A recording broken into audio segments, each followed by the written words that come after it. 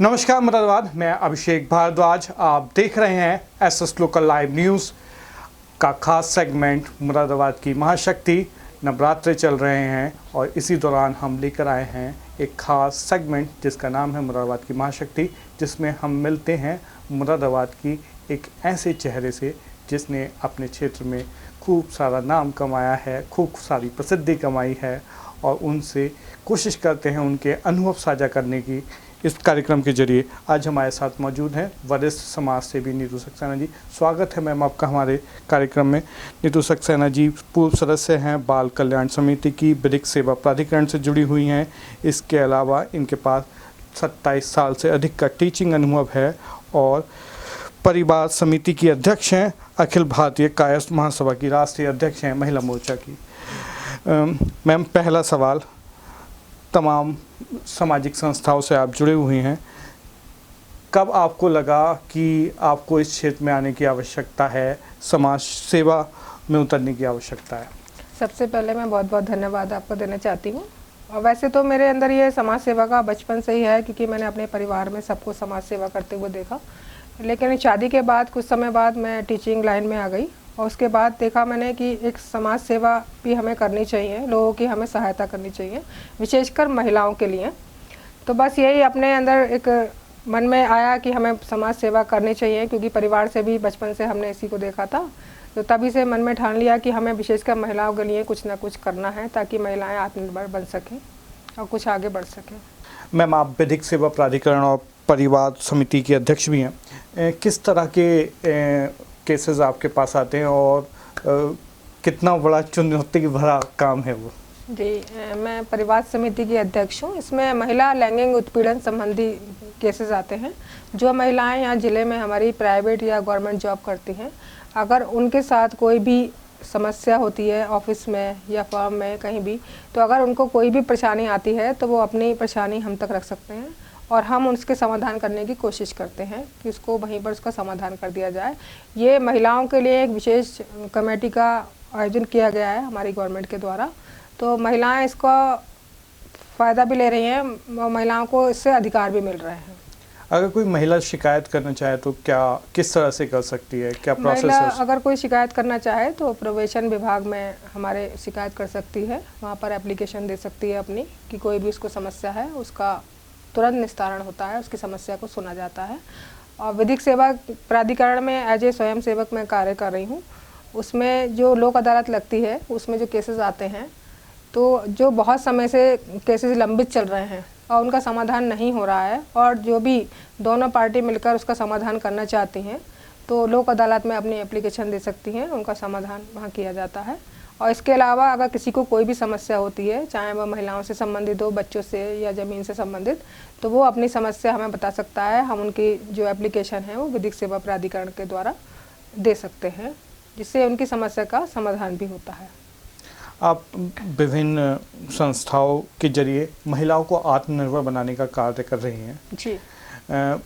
क्या प्रोसेस होता है, किस तरह से आप महिलाओं का चुनाव करती हैं और उसके बाद चुनाव करने के बाद की क्या प्रक्रिया रहती है?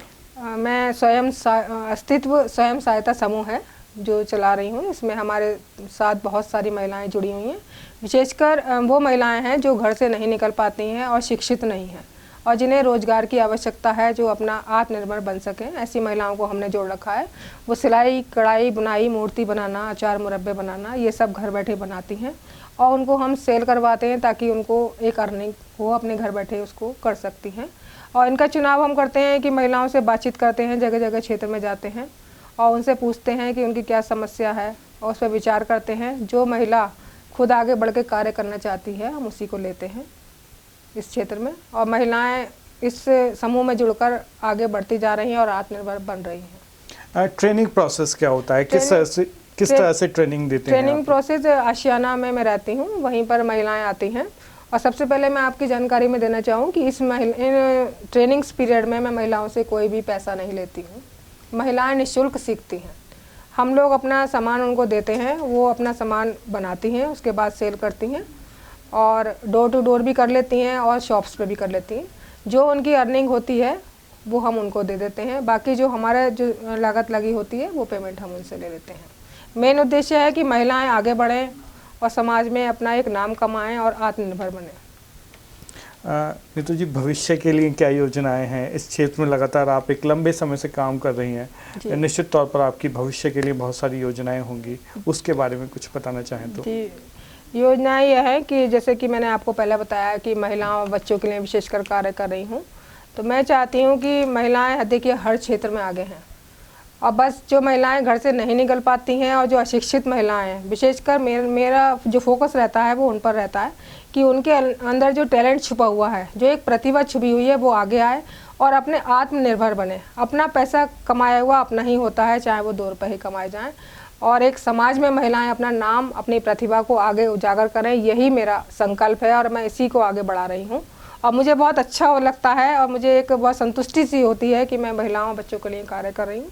इसके अलावा मैं अखिल भारतीय कायस्थ महासभा ट्रस्ट में राष्ट्रीय अध्यक्ष महिला प्रकोष्ठ हूँ, और मैं आपको बताना चाहती हूँ कि इसमें हमारे पूरी यूपी में पूरी महिला टीम हमारी कार्य कर रही है, समाज सेवा के क्षेत्र में आगे बढ़ रही है।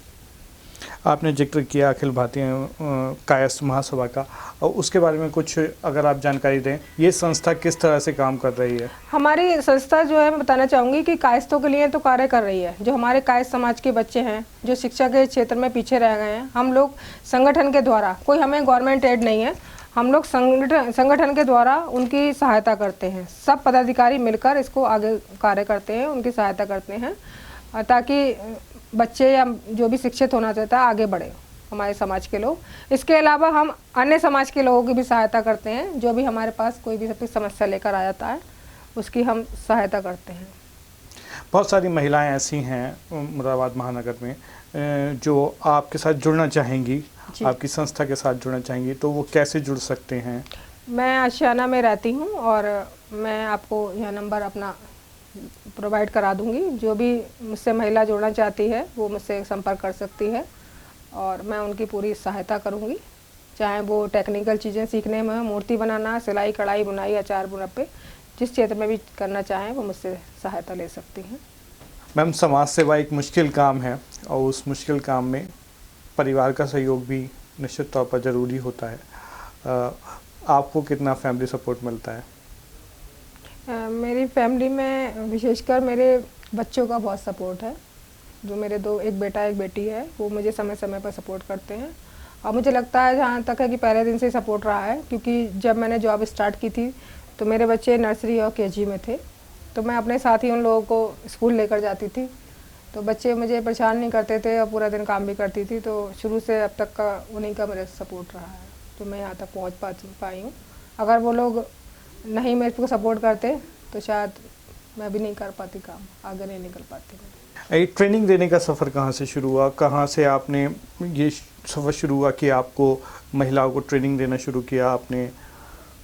ये मैं आपको बताना चाहती हूँ कि ये 2001 से जो राजकीय महिला पॉलिटेक्निक है उसमें एज ए ट्रेनर मैंने वहाँ पे प्रतिभाग किया।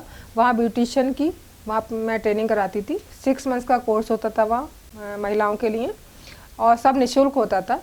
गवर्नमेंट पॉलिटेक्निक के द्वारा उनको प्रमाण पत्र दिया जाता था, तो वहाँ पर मैं महिलाओं को ट्रेनिंग कराती थी। इसके अलावा सिंडिकेट बैंक सेल्फ एम्प्लॉयमेंट्स की महिलाओं के लिए ट्रेनिंग है, वो 1 मंथ का कोर्स होता है। कोई भी महिला या 18 साल तक की, 18 से ऊपर की लड़कियां उसमें कोर्स कर सकती हैं। ब्यूटिशियन का, सिलाई कढ़ाई बुनाई, ये सब कोर्सेज कराए जाते हैं, और ये सब आत्मनिर्भर बनाने के लिए कराए गए हैं। हमारे सहयोग गवर्नमेंट के द्वारा ये सब योजनाएं चलाई जा रही हैं, और महिलाएं और बालिकाएं इसमें बढ़ चढ़कर कार्य कर रही हैं, हिस्सा ले रही हैं और सीख रही हैं। सरकार बहुत सारी योजनाएं चला रही है आत्मनिर्भर बनाने के लिए महिलाओं को। आपको क्या लगता है इसका अगर पुराने दिनों से तुलना की जाए कितना सकारात्मक है और कितना आगे बढ़ने में कितना मदद कर रहा है महिलाओं को? देखिए, आज का जो मेरा अनुभव है, जो बताना चाहूँगी कि आजकल कौशल विकास मिशन ये चल रहा है हमारी सरकार के द्वारा, जो चलाया जा रहा है। इसमें देखिए हर ट्रेड है, जो लड़कियां हों या लड़के हों, जो अपने स्वरोजगार के प्रति जागरूक हो सकते हैं, टेक्निकल चीज़ें सीख रहे हैं। कुछ बच्चे खाली बैठे रहते थे और जिनकी एजुकेशन कम है, वो बच्चे भी इसको कार्य कर सकते हैं, सीख सकते हैं अपने इस कोर्स को, और अपना जीवन यापन कर सकते हैं। काम की कमी आज नहीं है, लेकिन काम करने वालों की कमी है। अगर कुछ सीखना चाहें तो कमी नहीं है। कार्यक्रम के अंत से पहले अगर आप कुछ महिलाओं को संदेश देना चाहें। जी, मैं हर प्रोग्राम में बोलती हूँ, मैं बताना चाहती हूँ आपको कि 2 लाइनें ही बोलूँगी। नारी प्रीत में राधा बने, गृहस्थी में बने जानकी, काली बनकर सर काटे, जब बात हो सम्मान की, जब बात हो सम्मान की। जय हिंद, जय भारत, धन्यवाद। नीतू जी, आपने हमारे से आज बहुत सारे विभिन्न मुद्दों पर बात की, उसके लिए धन्यवाद। आपने समय दिया अपना बहुमूल्य, उसके लिए भी धन्यवाद। आज के लिए इतना ही, कल फिर मिलेंगे इस सेगमेंट में। नमस्कार।